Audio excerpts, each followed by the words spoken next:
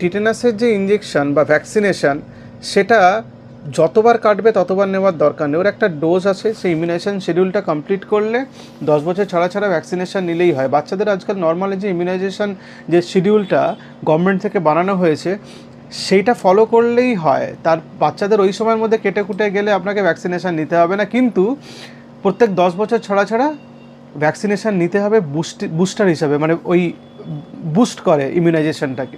আসলে অ্যান্টিবডির লেভেলটা তো ব্লাডে কমতে আরম্ভ করে। তার মানে এই নয় যে যতবার আমার হাত পা কেটে যাচ্ছে বা 1 মাস ছাড়া ছাড়া কাটলেও আমাকে প্রত্যেকবার একবার করে টিটেনাস ইঞ্জেকশন নিতে হবে, নেওয়ার কোনো দরকার নেই। কিন্তু আমাদের দেশে, এবং আমি আমাদের পেশেন্টের সেফটির জন্য বলি, 5 বছর ছাড়া ছাড়া একটা করে বুস্টার নিয়ে নেবেন। টিটেনাস ভ্যাকসিনেশন তো এমন কিছু দাম নয়। আর টিটেনাসটা একটা প্রিভেন্টেবল ডিজিজের মধ্যে পড়ে। আপনি ভ্যাকসিনেশন নিলে টিটেনাস হবে না, কিন্তু টিটেনাস ভ্যাকসিনেশনটা নেওয়া দরকার। তার মানে এই নয় যে আমার নেওয়া নেই এবং কেটে গেছে আমি জানি না।